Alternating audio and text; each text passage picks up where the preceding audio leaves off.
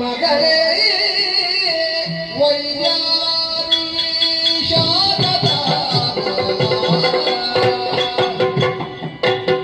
ಮಗಳೇ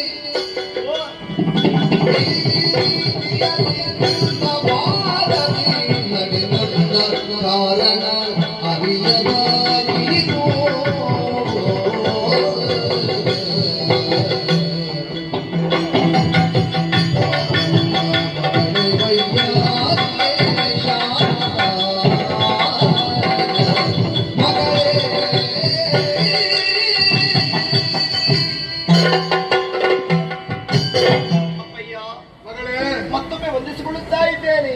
ಎದ್ದಾಳು ಕಂದ, ನಿನ್ನನ್ನು ಕಂಡಾಗ ಮನಸ್ಸಿಗೆ ತುಂಬಾ ಸಂತೋಷವಾಗುತ್ತಿತ್ತು. ಈಗಲೂ ಸಂತೋಷವಾಗುತ್ತಾರೆ. ಆದ್ರೆ ಏನಪ್ಪ, ದಿನ ಕಳೆದಂತೆ ಬೆಳೆಯುತ್ತಿರುವಂತಹ ನೀನು ನಾರಿ ಶಿರೋರತ್ನೆಯಾಗಿ ನೆಗಾಡುತ್ತಾ ನನ್ನ ಕಂಗಳಿಗೆ ಹಾಗೆ ಗೋಚರಿಸಿ. ಸರಿಯಪ್ಪ. ಯಾವಾಗಲೂ ನನ್ನ ಹತ್ತಿರ ಬರುವಾಗ ನಗು ನಗುತ್ತಾ ಕುಣಿದು ಕುಂಬೆಕ್ಕಿ ಸಂತೋಷದಿಂದ ಇರುವಂತಹ ನೀನು ನಿಜ. ಏನೋ ಚಿಂತಾ ಭಾರದಿಂದ ಕುಸಿದಂತ ಅನುಭವ ಕಾಣುತ್ತಾ ಯಾವುದೋ ಒಂದು ರೀತಿಯ ಅವ್ಯಕ್ತವಾದಂತಹ ಚಿಂತೆ ನಿನ್ನನ್ನು ಆವರಿಸಿದೆ ಎಂಬುದಕ್ಕೆ ನಿನ್ನ ಮುಖವೇ ಸಾಕ್ಷಿಯಾಗಿದೆ.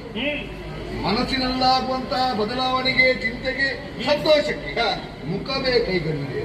ಖಂಡಿತ. ಹಾಗೆ ನಿನ್ನ ಮುಖ ನೋಡಿದಾಗ ಯಾವುದೋ ಒಂದು ಚಿಂತನೆ ನಾನು ಕಾಡಿದೆ ಎಂಬುದು ಸ್ಪಷ್ಟವಾಗಿ.